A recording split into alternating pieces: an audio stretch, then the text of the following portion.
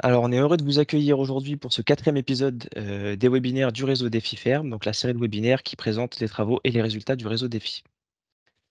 Donc, avant de commencer, en guise d'introduction, comme d'habitude, on voulait prendre quelques instants pour vous rappeler ce qu'est le réseau Défi, notamment pour celles et ceux qui ne le connaîtraient pas. Donc, le réseau Défi, c'est un réseau multipartenarial qui est financé dans le cadre du plan Ecophyto pour réaliser notamment deux missions. La première, c'est d'accompagner des agriculteurs et des agricultrices dans leur démarche de réduction des produits phytosanitaires, mais aussi plus globalement dans leur changement de pratique. Et la seconde, c'est de produire des connaissances et des références appropriables sur les pratiques et les systèmes de production à bas niveau d'utilisation de produits phyto. Donc aujourd'hui, ces connaissances et ces références, elles se construisent à la fois sur des essais de terrain, mais aussi sur des retours d'expérience comme le webinaire d'aujourd'hui, mais aussi bien sûr sur la collecte de données techniques des systèmes de culture. Donc aujourd'hui, le réseau défi, c'est 2000 agriculteurs et agricultrices qui sont donc engagés à travailler sur leurs pratiques dans l'usage de réduire leur utilisation de produits phytosanitaires. Mais c'est également donc pour, le côté défi XP, 41 projets d'expérimentation qui testent et qui évaluent des systèmes de culture innovants qui, eux, utilisent, en ultime recours les produits phyto.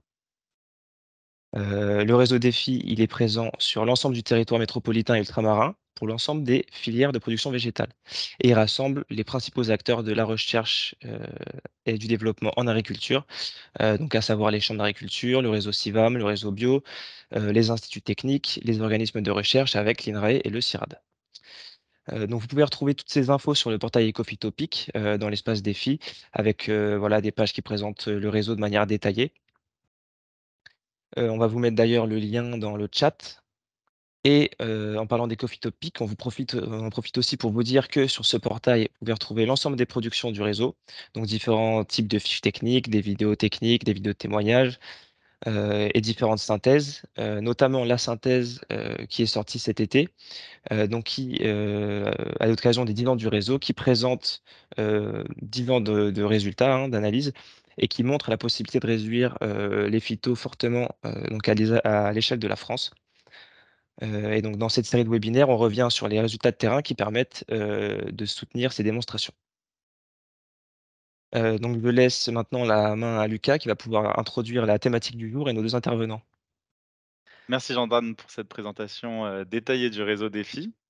Donc moi je suis Lucas Malek, récemment embauché à la cellule d'animation nationale, Cannes, en tant que chargé de mission culture spécialisée, donc culture tropicale, horticulture et culture légumière. Avant de laisser place aux interventions, un petit point logistique. Donc vous pouvez poser vos questions dans l'onglet Q&R qui se trouve en haut de votre application, de votre, fenêtre Teams. Les intervenants prendront le temps d'y répondre après leur présentation. Nous vous rappelons également que ce webinaire est enregistré et sera rediffusé. Si vous vous êtes inscrit via le formulaire, vous recevrez normalement le lien par mail dans les prochains jours. Vous retrouverez également les liens du chat dans la description de la vidéo. Donc alors, aujourd'hui, il y aura 2 présentations d'essais de stratégie de lâcher et de maintien d'auxiliaires en arboriculture et en horticulture. Notre première intervenante, Doina, fait partie du réseau Défi depuis 2022 chez Astrudor Sud-Ouest. Elle accompagne un groupe Défi qui compte 10 exploitations horticoles, dont 2 lycées. Avec son groupe, elle travaille en particulier sur la lutte raisonnée avec un focus sur la PBI, donc protection biologique intégrée. Pour consulter tous les travaux de son groupe, on vous met le lien vers la page qu'elle a rédigée et qu'elle tient à jour dans le chat. Doina, je te laisse la main pour ta présentation sur le nourrissage d'acariens prédateurs contre TRIPS. Ok, merci beaucoup Lucas. Parfait. Merci. Alors, bonjour à tous. Encore merci d'être présents aujourd'hui pour ce webinaire. Donc, je vais vous présenter sans plus tarder le nourrissage d'acariens prédateurs pour améliorer les stratégies de lutte contre les TRIPS. Donc, ça va se dérouler comme suit. Donc, je vais faire un petit focus sur le groupe Défi Ferme que je suis dans le sud-ouest. Ensuite, on parlera de tout ce qui est indice de gravité de TRIPS en horticulture. Ensuite, on évoquera donc tout ce qui est biologie et dégâts causés par ces derniers. On abordera la notion de nourrissage. Ensuite, on développera les chronologies de stratégies de lutte qui ont été faites dans le cadre d'un projet Défi XP. Ensuite, je vous présenterai quelques résultats associés à cette stratégie de nourrissage de 2021 à aujourd'hui. puis on abordera quelques aspects économiques de la stratégie de lutte, puis nous allons conclure. Donc moi, j'anime un groupe Défi Ferme en Nouvelle-Aquitaine et Occitanie, exclusivement donc composé d'horticulteurs. Un de nos principaux objectifs, ce serait donc d'utiliser des leviers innovants et alternatifs à l'utilisation des produits phytosanitaires ayant un faible impact économique ainsi qu'environnemental. Donc, dans mon groupe, on va beaucoup travailler sur la réduction de l'IFT insecticide. Donc, comme vous le voyez sur le schéma, l'IFT insecticide, en fait, a bien réduit de 2018 à 2021. Pourquoi on se focalise dessus? En fait, c'est parce qu'en horticulture, on distingue deux principaux ravageurs de culture qui sont les thrips et les pucerons. Donc, à Astre d'Or, nous travaillons donc dans le cadre du plan Ecophyto sur un projet, donc Défi XP, qui vise à améliorer les stratégies de lutte contre les ravageurs. Et moi, par la même occasion, j'initie un transfert vers mes sites fermes. Si on parle donc d'indice de gravité de TRIPS, il faut savoir que le TRIPS est considéré comme le ravageur numéro 1 en culture ornementale. Il représente 30% des observations BSV en Nouvelle-Aquitaine. L'espèce la plus fréquente qu'on va retrouver, c'est Frankinella occidentalis. Il faut savoir que le TRIPS va donc impacter plusieurs cultures, mais il reste quand même à savoir qu'il existe des cultures qui sont plus sensibles donc à ces TRIPS. Donc, on retrouve généralement le géranium et les verveines au printemps, ou encore les chrysanthèmes et les cyclamènes en été. Donc, sur ce graphique, vous retrouvez donc l'indice de gravité des TRIPS depuis 2012 qui se situe entre moyen et grave. Si on parle de biologie et des dégâts causés par les TRIPS, il faut savoir donc que le TRIPS en fait va venir pondre ses œufs dans les tissus des végétaux. Les larves vont se développer donc sous la partie inférieure des feuilles, là où elle va passer donc la majorité de son stade de développement. La nymphe également se développe sous cette partie inférieure ou encore dans le terreau, jusqu'à l'obtention d'un adulte ailé qui aura cette capacité donc de se déplacer culture par culture. Donc, en horticulture, on retrouve 4 principales espèces. Il y en a d'autres, hein, mais c'est les 4 principales qu'on a donc, chez nous. Frankinella occidentalis, qui est la plus connue. On retrouve également les Thrips tabaci, les Echinothrips americanus, qui sont un peu plus gros, et les Thrips setosus. En termes de dégâts liés aux thrips, il faut savoir donc que c'est des insectes piqueurs-suceurs, donc ils vont venir donc, créer des déjections sous les feuilles, ainsi que ces piqûres grossières que vous pouvez voir ici. On retrouve également donc ces piqûres sur la face supérieure des feuilles, que vous voyez là, accompagnées d'une déformation. Lorsque la fleur apparaît et qu'elle est gorgée de pollen, les thrips s'y déplacent et vont aussi engendrer des piqûres. Ces piqûres, lorsqu'on observe beaucoup donc de dégâts sur nos cultures, ces dernières peuvent être déclassées et considérées comme invendables. Donc, c'est quand même des dégâts non négligeables. Alors, si on aborde cette notion de nourrissage, qu'est-ce que c'est le nourrissage? Pourquoi on nourrit? Qu'est-ce qu'on nourrit? En fait, le nourrissage, c'est l'apport d'éléments nutritifs. Donc, pour qui? Pour les acariens prédateurs que nous lâchons pour la stratégie de lutte contre les thrips. On a testé donc 2 apports en nourrissage, donc l'apport en pollen et l'apport en acariens proie. Donc, l'apport en pollen consiste en fait à en mettre dans les cultures lorsque celle-ci en est dépourvue. On ajoute également du pollen quand il y a peu d'acariens proies, ici en l'occurrence les thrips. Et en parallèle, on travaille également sur les apports d'acariens proies où on a déjà eu à tester donc 2 types d'espèces, les Carpoglyphus lactis ou encore les Thyrophagus entomophagus. Donc, ces acariens proies-là vont être à l'identique des acariens prédateurs qui sont lâchés. Ici, vous avez la petite illustration donc, de ces acariens proies et aussi la panel donc, de produits qui sont déjà commercialisés et utilisés dans la filière en termes de nourrissage. Donc, le nourrissage aura donc cet avantage-là d'avoir un bon effet sur l'installation, la reproduction ainsi que la survie des acariens prédateurs dans nos différentes stratégies. Donc, en termes donc, de stratégie, donc, on va parler donc, dans le cadre en fait, d'un projet Défi XP qui s'appelle 2.0, un projet qui a démarré donc, depuis 2019 accompagné d'un suivi en entreprise, où en fait, il vise à utiliser le nourrissage associé ou non à des acariens prédateurs. On a exclusivement travaillé sur Ambliseus sirski et Ambliseus mondorensis. Donc, ces différents apports qui ont été amenés au fil des années à différentes doses. Ça pouvait aller donc de 200 individus mètres carrés, 150 individus mètres carrés ou encore 100 individus mètres carrés. Donc, je vais ici vous parler donc des résultats qui ont été donc donc vérifiés donc, depuis 2021 à 2023.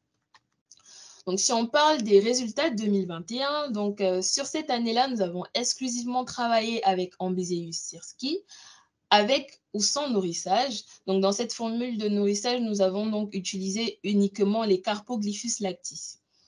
Qu'est-ce qu'on retient de ce graphique? Alors, si on se focalise uniquement sur ces deux premiers graphiques du haut, on est sur l'observation des dynamiques TRIPS au niveau des feuilles. À gauche, vous avez donc la modalité sans nourrissage, où on rapporte uniquement du sirski. Et à droite, vous avez les modalités donc sirski associées au nourrissage.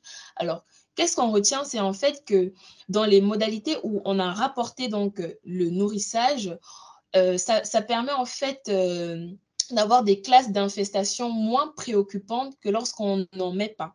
Donc, vous pouvez l'observer ici avec l'évolution des différentes classes. En parallèle, les deux derniers graphiques en dessous, on observe une dynamique donc des sirski feuilles, toujours avec donc sans nourrissage de ce côté et avec nourrissage du côté droit.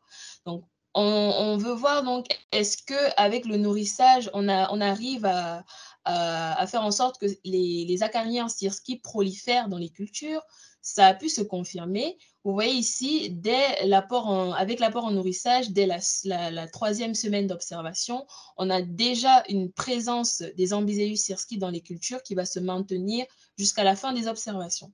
En parallèle avec les modalités sans nourrissage, où on démarra l'observation des sirski un peu plus tard qu'avec nourrissage. Donc, on retient donc de cette année en fait que le nourrissage permet non seulement de maintenir les populations d'acariens prédateurs sirski donc en place, les permet de proliférer et en plus permet donc de réduire les classes d'infestation au niveau des trips.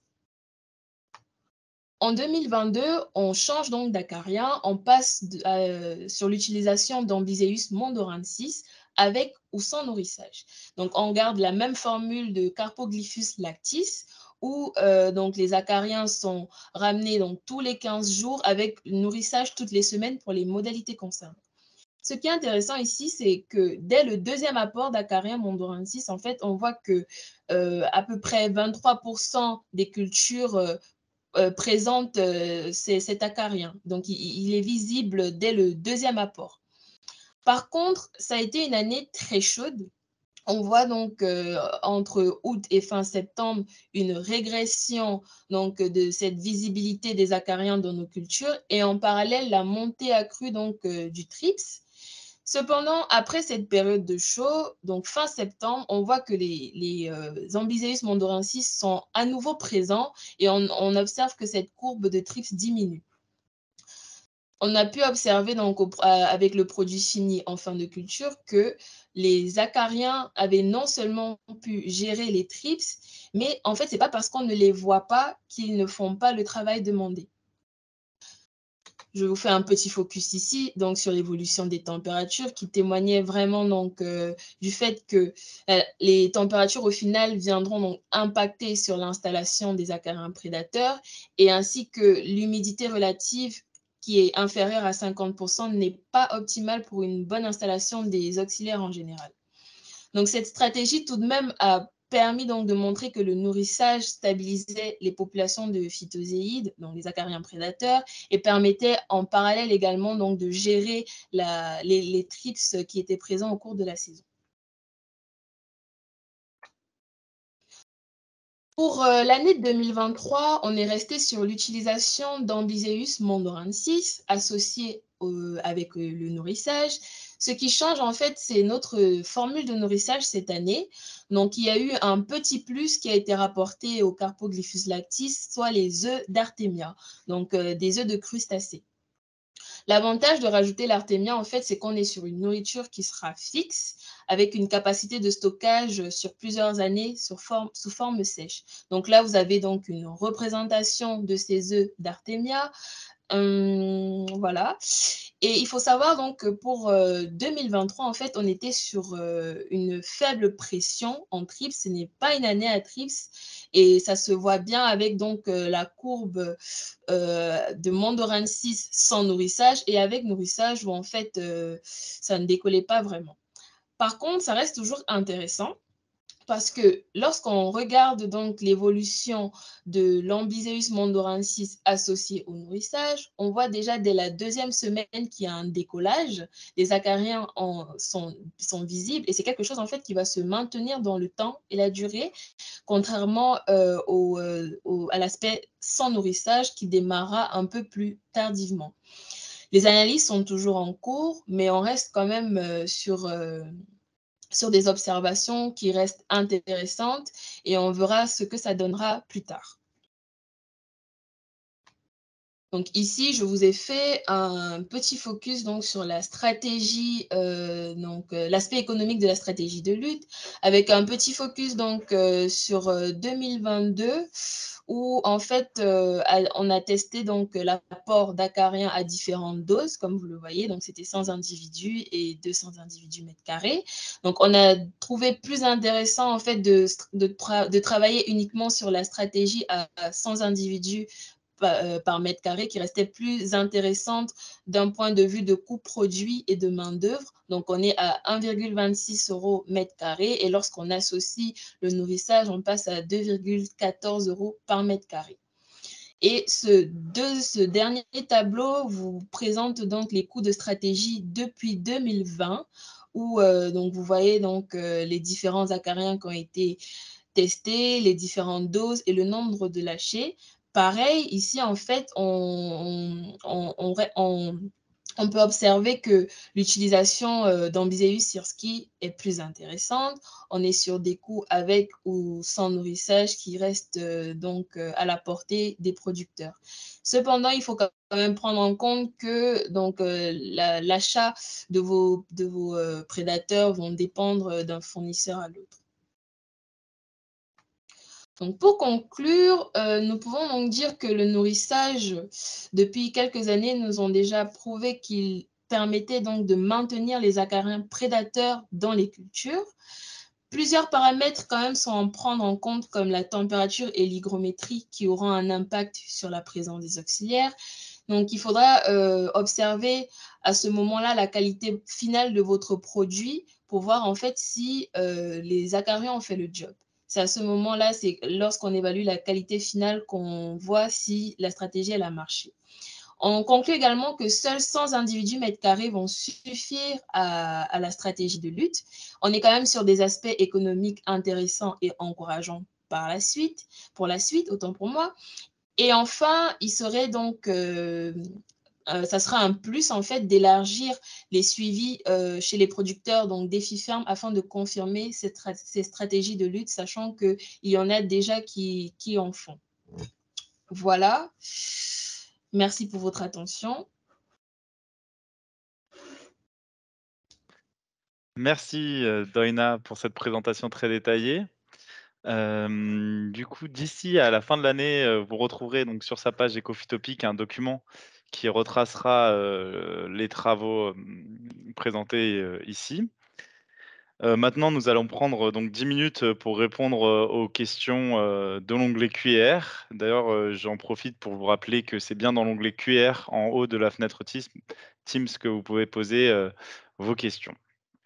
Donc tout d'abord, Doina, est-ce que les acariens prédateurs arrivent à lutter contre les trips situés dans les fleurs? Alors, j'ai une petite une diapo qui pourrait donc expliquer en détail cet aspect-là. Je vais vous la projeter. Hop.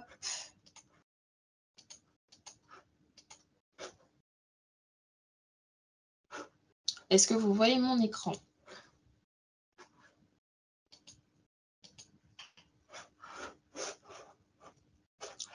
Lucas, tu me confirmes que mon écran est visible? Non, pour le moment, on voit, enfin, ouais, pour le moment, on voit rien. Je sais pas Rien pourquoi. du tout? Hop, hop, Si, hop. c'est bon, pour l'instant, on voit un J'ai diaporama. recommencé. Hop, Bah, moi, vous le j'ai voyez? un souci. Moi, je ne le vois pas, mais Ça peut-être que les charge. autres, c'est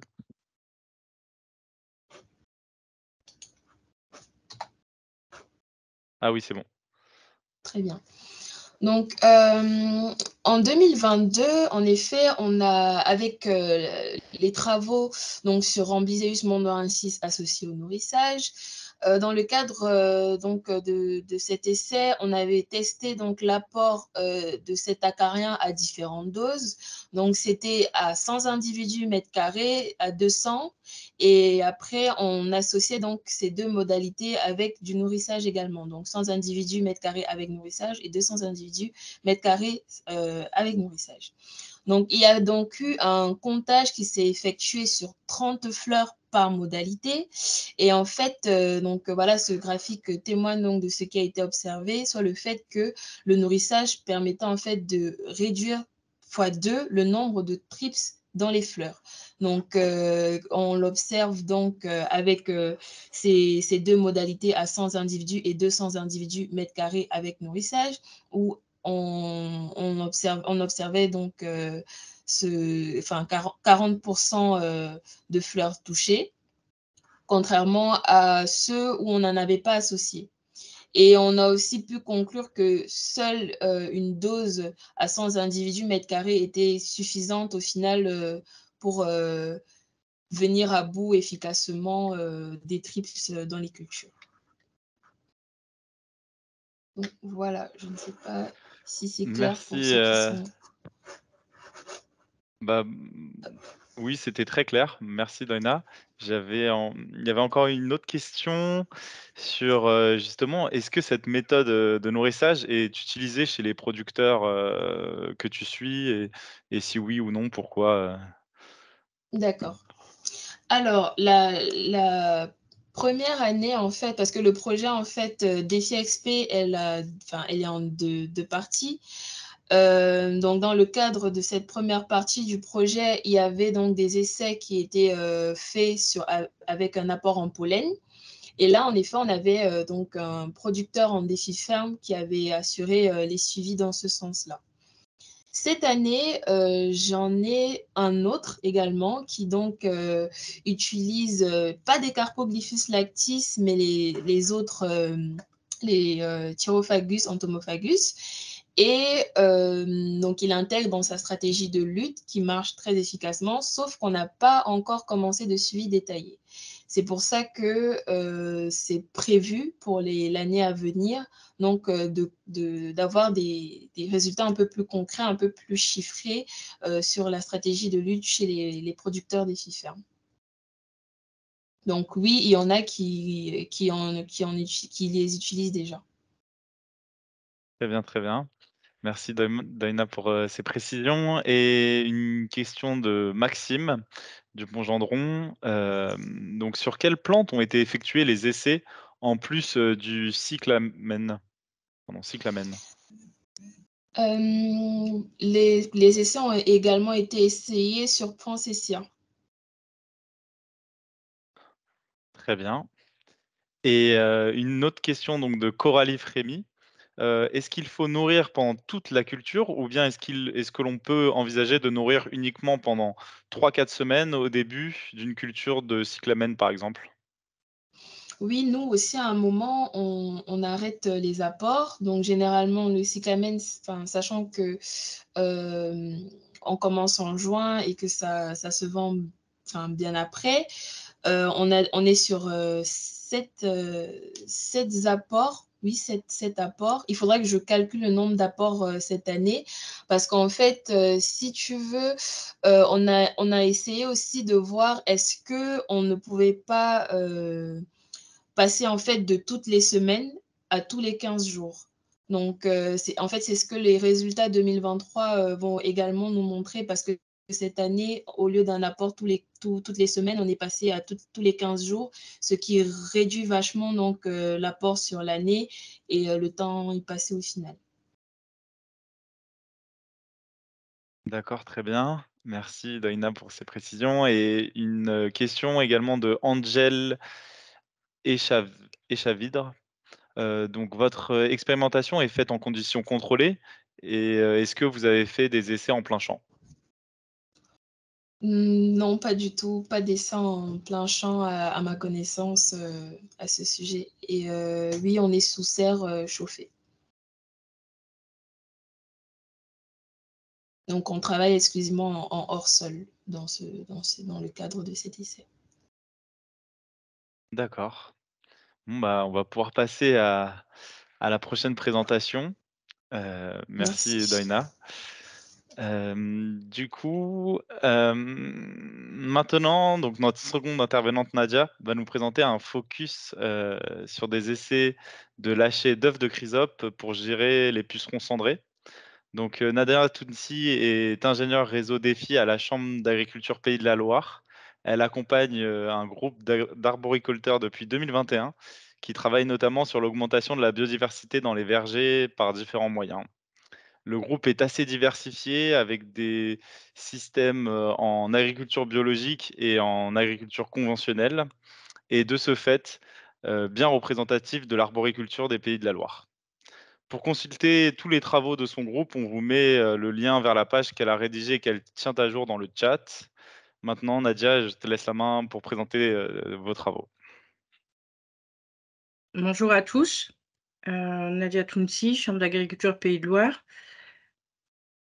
Hop. Est-ce que vous voyez, l'écran? Oui, tout est bon. Tout est bon, merci. Donc je vais vous présenter les essais de lutte biologique qu'on a mis en place contre le puceron cendré. Le puceron cendré, c'est, un ravageur, principal, du pommier. Son seuil d'intervention, c'est dès présence, hein. On fait même dès qu'on en voit un, la stratégie de lutte se met en route. Son impact économique sur les productions, peut être, catastrophique. C'est-à-dire qu'on peut avoir, des déformations, au niveau du feuillage, au niveau du fruit, jusqu'à une chute des fruits et donc la perte économique peut déstabiliser une exploitation. Donc sans stratégie mise en place contre ce ravageur, on peut même aller jusqu'à, l'année d'après, avoir des problèmes d'induction florale. On peut souligner que l'année, 2021 et 2023 ont été des années où la lutte a été compliquée pour maîtriser ce bioagresseur. 2022, la faune auxiliaire qui était présente dans les vergers a permis de réguler dès la floraison et après floraison, les foyers de pucerons cendrés. Donc le puceron cendré, c'est un puceron, qui fait son cycle sur 2 hôtes, le pommier et puis le plantain. Il hiverne sous forme d'œuf sur le pommier, fait son cycle du printemps jusqu'au début de l'été sur le pommier, puis après il va migrer, de par sa forme de reproduction sexuée. Donc cette forme de puceron est ailée, donc elle va migrer sur le plantain et il revient à partir du mois d'octobre, pondre les œufs d'hiver. Donc il a un pouvoir multiplicateur, très important et dès 14 degrés, c'est sa température optimale pour, générer en fait des femelles, quoi, des larves aptères qui vont devenir après des adultes et se remettent à générer d'autres larves. Alors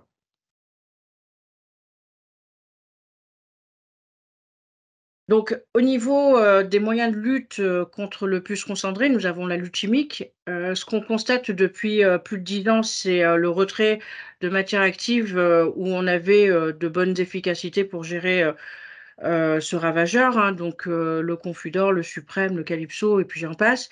Ce qui nous reste en termes de produits phytosanitaires, c'est les huiles, les argiles, les pyrétrénoïdes. Mais jusqu'à quand? A priori, on risque de perdre certains usages Et les pyrettes risquent de perdre certains usages, entre autres sur les cultures hautes. Donc, il nous reste le TPK, le Movento, il nous reste 2 années d'utilisation. Donc, on voit que la boîte à outils se réduit. C'est pareil aussi au niveau de la lutte avec les produits phytosanitaires homologués en AB. Avant, on avait des pyrettes, on avait la roténone pour ceux qui ont un petit peu de bagage. Ils ont disparu à partir de 2009. 2016, on a eu la première dérogation de l'azadirectine. En 2023, on était encore sous le régime de dérogation, donc se pose la question du devenir de ce produit. Donc, ce qui reste en agriculture biologique, c'est les huiles et les argiles. Les produits en attente d'homologation, c'est le Nimasal et l'Oikos, mais ça, on le saura pour 2024. Autre technique complémentaire de la lutte dite chimique, hein, c'est l'utilisation des bandes fleuries en interrant sur le rang ou à proximité. L'objectif, c'est de favoriser l'installation d'auxiliaires pollinisateurs et prédateurs des ravageurs. On a aussi la possibilité de poser des réservoirs à insectes pour maintenir les populations de forficules, coccinelles, cirfes. Les stations d'expérimentation ont beaucoup travaillé sur les stratégies automnales.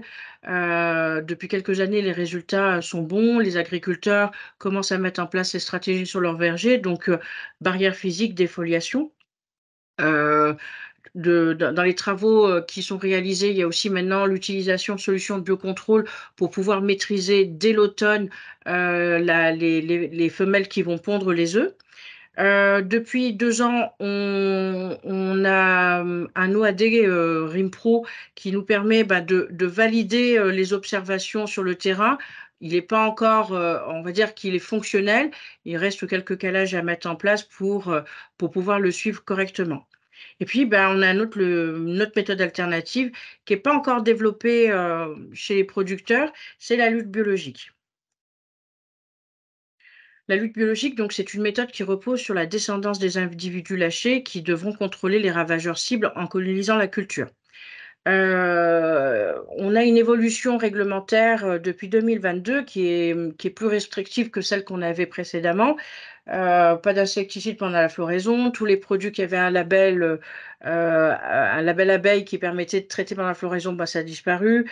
Donc, si on a des cultures adjacentes qui sont en floraison pendant la phase de traitement avec un insecticide, il faut d'abord faucher. Donc, se pose toute la question au niveau réglementaire des cultures qu'on a mis en interrang sur le rang ou à proximité, puisque dès qu'on va être amené à traiter avec un insecticide, il faut faucher ou attendre que la période, il n'y ait pas de fleurs, mais comme c'est une bande fleurie qui est censée fleurir du mois de mars jusqu'à septembre, c'est un petit peu compliqué. Donc, en accompagnement, justement, les stations d'expérimentation ont beaucoup travaillé sur la gestion automnale, hein, les travaux se continuent. Et justement, les agriculteurs de mon groupe Défi, qui veulent réduire les IFT, sur le fait de travailler sur les bandes fleuries, ils me disent: «Mais on est en contradiction avec ce que nous demande l'État. Si on met des bandes fleuries, on devra faucher, donc est-ce qu'il y a un intérêt?» Donc pour eux, l'intérêt, c'est d'essayer d'autres méthodes, dont la lutte biologique. Donc, comment on a choisi la Chrysope par rapport aux autres auxiliaires? On a regardé le coût hectare. Le CIRF a été recalé de par son coût hectare qui était trop cher. Les agriculteurs ne voulaient pas passer énormément de temps à poser les différents dispositifs, donc des petites cabanes en quinconce dans le verger. Ils voulaient vraiment quelque chose qui soit rapide. Et puis, il y a certains auxiliaires qui ne sont pas forcément disponibles à la vente. Donc, on a choisi la Chrysope Lucasina au stade œuf. Donc, dans un petit flacon, on avait mis 15 000 œufs par hectare, par demi-hectare. Le moyen de lâcher, c'est un appareil qui s'appelle Pulsor, qui nous a permis de pulvériser ces œufs. C'est un pulvé à dos et on a fait un lâcher par saison. Notre fournisseur, c'est Yves-Tech. C'est une entreprise qui est basée sur Angers. Ils nous ont mis à disposition le matériel pour pouvoir réaliser ces essais. Je reviens sur le cycle de la Chrysope lucacina. Donc, le cycle va durer en moyenne de 25 à 69 jours. Il est très inféodé à la température. Plus il va faire chaud, plus la chrysope, son cycle sera rapide. En dessous de 10 degrés, il y a arrêt. Que ce soit la larve ou l'adulte, généralement, ils arrêtent soit de polliniser, soit de manger des prédateurs. L'incubation dure 3 à 6 jours. Ce qu'il faut savoir, c'est que les œufs qui ont été fournis par Yves-Tech, ces œufs, en fait, sont prêts à éclore. Donc, on reçoit le produit, le lendemain, il faut le pulvériser. Le jour même ou le lendemain, il faut le pulvériser. Ou sinon, on peut avoir un problème d'émergence des œufs. Il y a 3 stades larvaires. Donc, les 2 premiers stades les plus actifs sont les stades L1, L2. C'est les plus voraces, hein, c'est celles qui vont manger le plus de pucerons. Et le stade L3, en fait, elle commence à préparer le cocon pour la nymphose. La nymphose, elle dure à peu près 14 jours. Il y a 2 à 3 générations par an. Plus il fait chaud, plus on a de nombre de générations. On a été très surpris lors des récoltes du 20 septembre où on trouvait quand même pas mal de chrysopes dans les vergers. Donc, concernant le dispositif de la mise en place des essais grandes parcelles. Donc, le groupe des FIPOM Pays de Loire est constitué de 12 exploitations. Comme l'a dit Lucas, il y a des exploitations en agriculture biologique et en éco-responsable. 3 producteurs très intéressés ont souhaité avoir ce dispositif mis en place sur l'exploitation. Donc, 2 en agriculture conventionnelle, 1 en agriculture biologique. Au niveau du choix variétal, il a été porté sur Gala Jazz Belchar, que les agriculteurs considèrent comme sensibles aux pucerons cendrés. Avant l'intervention du traitement, on a repéré les foyers. Donc, sur le verger AB, il y avait plus de pucerons cendrés que sur les vergers conventionnels. Vous voyez sur le diaporama la photo du matériel de pulvérisation. Ça fait son poids, ça fait à peu près 15 kilos sur le dos. Donc, c'est pas, faut que je me débrouille autrement l'année prochaine pour pouvoir l'utiliser. Donc, on a mis 15 000 œufs. Le produit s'appelle Zenor, par demi-hectare. Donc, tout un travail de passage pour calibrer la machine avant la pulvérisation. Donc, il y avait 4 modalités. On part un peu à l'aveugle, hein. Il y a eu des essais dans les années 2010-2007 sur les lâchers, ça n'a pas été reconduit. Au niveau des dosages, il n'y a pas grande information, donc on a tenu compte de ce que nous recommandait la société Yves-Tech par rapport à ce qu'elle faisait au niveau du maraîchage. C'est peut-être pas le bon rapport, mais il fallait bien qu'on parte de quelque chose. Donc, la première modalité, on a pulvérisé 2500 œufs sur 300 arbres, donc soit 8 œufs par arbre. La modalité numéro 2, on a pulvérisé 5000 œufs sur 300 arbres, donc 16 œufs par larve. La 3, 7500 pour 25 œufs par arbre. La date où on voulait effectuer l'application, c'était le stade E2. Cette année, en 2023, on a eu énormément de pluie, de vent, de froid. Ça n'a pas été une année simple au niveau, même pour les producteurs, sur la gestion des maladies et ravageurs.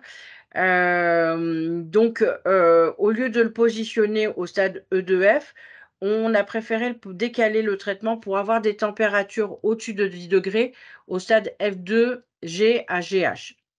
Donc, au lieu d'être positionné deuxième semaine du mois d'avril, on les a positionnés plutôt fin avril. La société Yves-Tech a décalé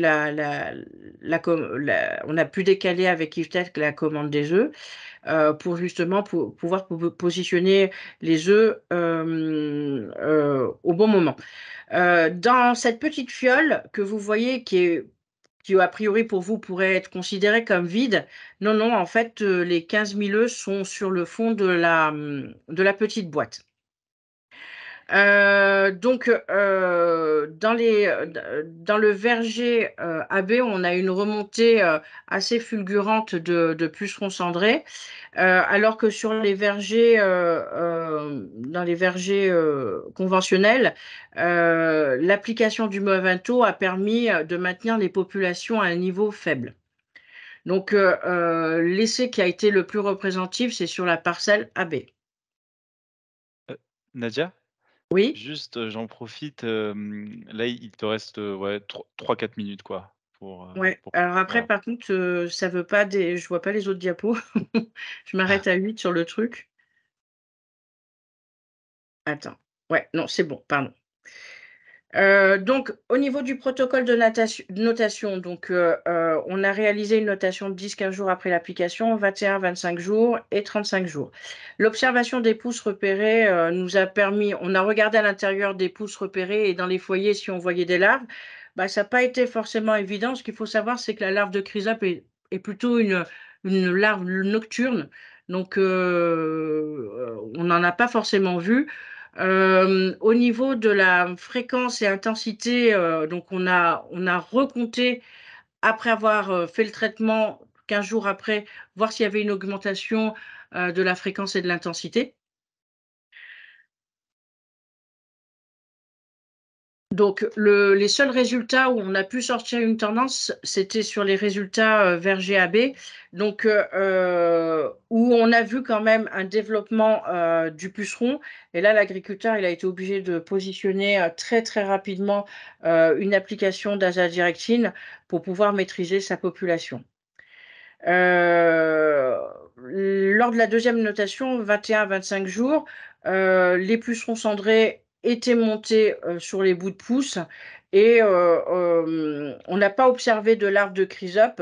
Par contre, on a observé 7 nymphes sur 100 foyers. Donc, ça veut bien dire qu'il y a une présence de chrysope, mais est-ce qu'elle a été suffisante pour maîtriser les populations? Non, puisque l'agriculteur, il a été obligé de faire un traitement. Conclusion, donc, la difficulté de mettre ce type d'essai en place, c'est les conditions de température, c'est l'anticipation de la date de livraison du traitement, c'est pas un produit qui se conserve, c'est la dose hectare, il faudrait qu'on recalcule la dose hectare et la qualité et puis bien sûr la qualité de pulvérisation. Là, on l'a fait avec un pulvé à dos. Est-ce que dans les années à venir, on sera en capacité d'utiliser un autre type de matériel? Et puis après, du fait qu'il y ait des interventions avant, après, comment on peut évaluer l'efficacité de ces lâchers?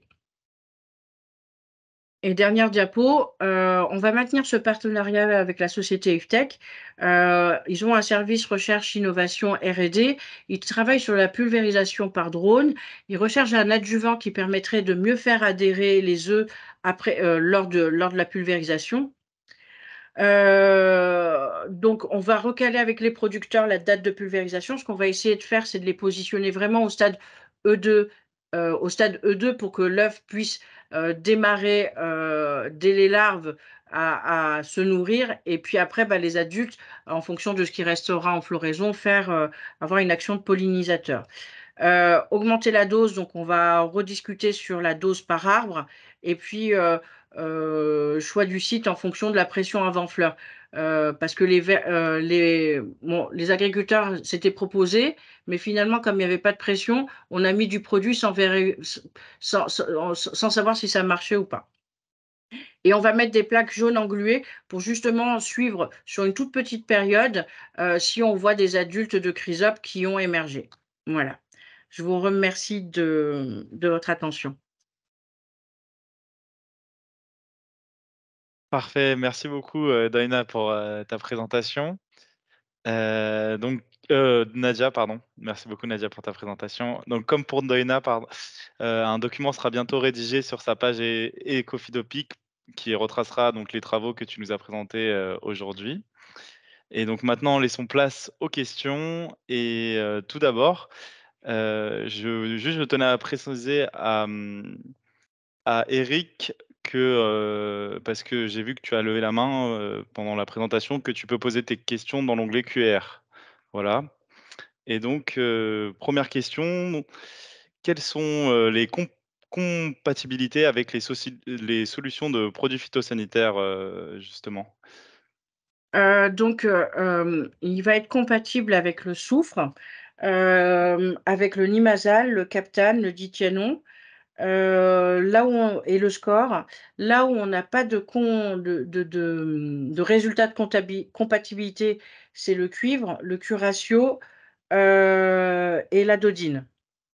Donc, avec ça, il faut apprendre à jongler, et à se poser tout un tas de questions avant de dire: «Je lance l'intervention».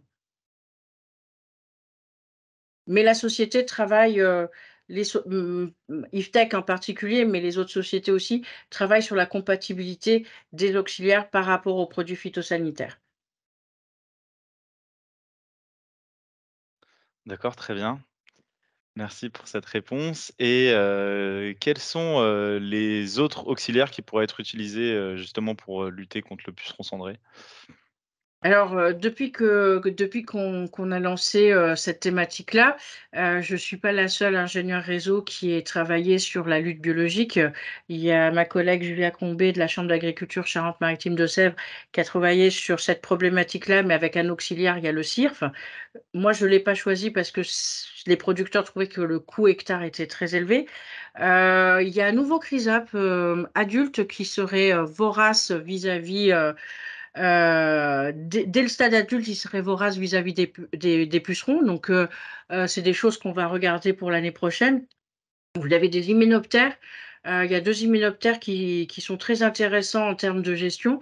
Donc, quand on observe les foyers, on voit régulièrement, en fait, des momies d'hyménoptères. Donc, il y a des rendez-vous qui sont pris en fin d'année pour savoir si ces hyménoptères-là sont disponibles à la vente. Vous avez la coccinelle 2 points, qui est en vente, mais, la problématique, c'est que la coccinelle, elle est beaucoup, beaucoup mobile et ce qu'on a peur toujours quand on est en verger extérieur, c'est que ces auxiliaires, ben, partent du verger s'il n'y a pas assez à manger. D'accord, très bien, merci et une question donc de Matteo Anor, concernant les chrysopes. Il précise que les chrysopes donc sont actifs principalement la nuit et donc comment allez-vous évaluer l'efficacité de ce produit? Alors, nous, ce qu'on comptait, c'était, c'est ce que j'ai dit, hein, les larves, elles ont une activité nocturne. Donc, en fait, la chrysope, quand elle attrape le puceron, elle le chope avec ses mandibules, elle le vide de son contenu et on voit une sorte de momie blanchâtre. Et donc on s'est dit: «Bah, si on voit la larve, bah, on met un foyer, une larve, on considère que par la suite, il va être nettoyé». Là, ce qu'on a fait, c'est qu'on ne trouvait pas les larves, donc on était très déçus. On se disait: «Mais non, finalement, est-ce que les œufs sont viables, pas viables?» Il y a eu tout un tas d'interrogations. Ce qu'on a pu observer, c'est que quand on déroulait les feuilles, on voyait une quantité de momies sur le foyer, mais qui était sur le verger bio qui était pas suffisante pour maîtriser les populations, puisqu'il y a eu l'intervention qui a été réalisée par la suite. D'accord, très bien et une question d'Inès Mahé, qui te demande: «Est-ce que tu pourrais me présenter rapidement les stratégies automnales dont tu parlais, barrière physique et défoliation qui pourraient être combinées, aux auxiliaires?» Alors, les stratégies de défoliation et de barrière physique ont été testées par la station d'expérimentation de la Pugère et Sudexpé-Arbault et d'autres, la Morinière, d'autres stations d'expérimentation. Donc l'objectif, c'est que quand on fait comme je vous ai dit, le puceron cendré, en fait, pendant l'été, est sur le plantain. Et arrivé, fin septembre, début octobre, la migration, du plantain vers le pommier se fait par des formes ailées. Donc elles ont besoin de reconnaître le pommier pour pouvoir, donc la femelle arrive en premier. 15 jours après, c'est le mâle qui arrive. La femelle ailée émet des femelles aptères qui vont s'accoupler avec le mâle ailé et la femelle, aptère qui est fécondée va pondre des œufs. C'est un peu compliqué, mais ça s'entend. Donc, pour limiter en fait les femelles sur le verger et les mâles, on va mettre une barrière physique. Donc, on va blanchir les arbres de telle manière à ce qu'elles ne reconnaissent pas le support. Deuxième technique qui a été testée par la pulvère, c'est la défoliation.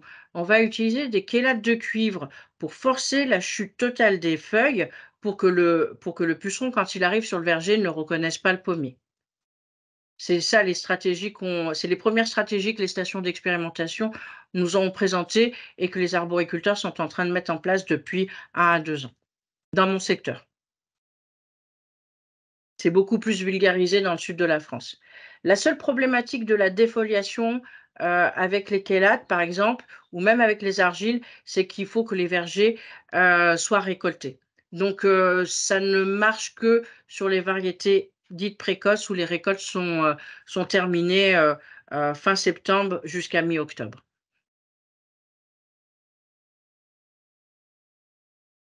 D'accord, merci Nadia. Et du coup, on revient en fait sur une question donc de Maxime Dupont-Gendron qui portait, donc sur la première présentation, de Doina, mais je pense qu'il peut être aussi, transversal et porté sur ta présentation Nadia. C'est donc dans une approche globale de gestion des ravageurs, en rajoutant, le contrôle des populations de pucerons, le coût de la PBI, me semble très élevé. Une approche, systémique économique a-t-elle été réalisée ou pas? Déjà, on veut essayer de voir la validation. Quand on utilise un Movento, on est à peu près à 130 € de l'hectare. Là, l'objectif, quand on a pris la Crisop, c'était d'arriver à un coût hectare similaire à un traitement phytosanitaire. C'est pour ça que le choix aussi de la dose était en lien aussi avec le prix. Ce qu'il faut savoir, c'est que le CIRF, on est beaucoup plus cher puisqu'on est 3 fois plus cher que les œufs de Chrysop. C'est une notion qu'on tient compte, dans le coût économique, mais c'est la première année où on fait les lâchers. Présenter une étude économique et dire, si c'est rentable ou pas, on va se laisser encore une deuxième année. Après, Douania, à toi de répondre. Tu peux remettre ta caméra si tu veux. Ouais, merci. Je sais pas niveau coût, c'était les coûts de stratégie, ce que je vous ai présenté, c'était uniquement, sur l'apport, nourrissage et trips associés.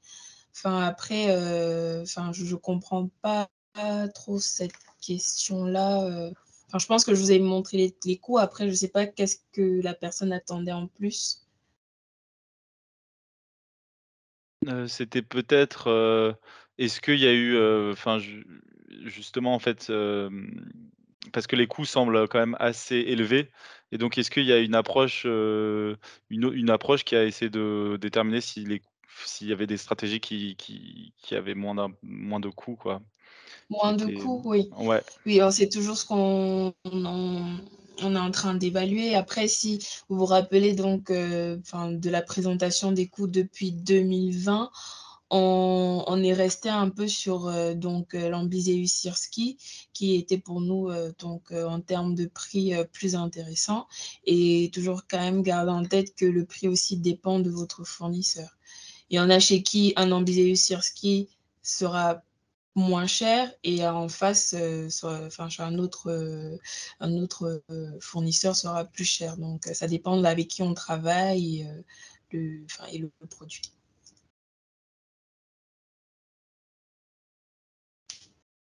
Très bien. Et peut-être, une dernière question pour faire un peu le lien entre les 2 présentations. Nadia, est-ce qu'il y a je ne sais pas si tu es au courant, mais est-ce qu'il y a peut-être des stratégies, de nourrissage aussi, de Chrysop pour gérer les pucerons? Enfin, je ne sais pas si ça existe, une Alors, question. on n'a pas de stratégie de nourrissage, mais il y a eu beaucoup de travaux très concluants, hein. Je vous invite à venir au CIVAL, au mois de janvier 2024, où Julie Cadeau, une autre de mes collègues, ingénieure réseau, vous présentera en fait les travaux sur les bandes fleuries au pied des arbres, où elle a réduit significativement le nombre d'interventions, puisque dans sa bande fleurie, elle propose à la fois du pollen pour les insectes pollinisateurs qui après deviennent des auxiliaires prédateurs, et puis tout au long de l'année, ce qui permet de maintenir ces auxiliaires sur le verger.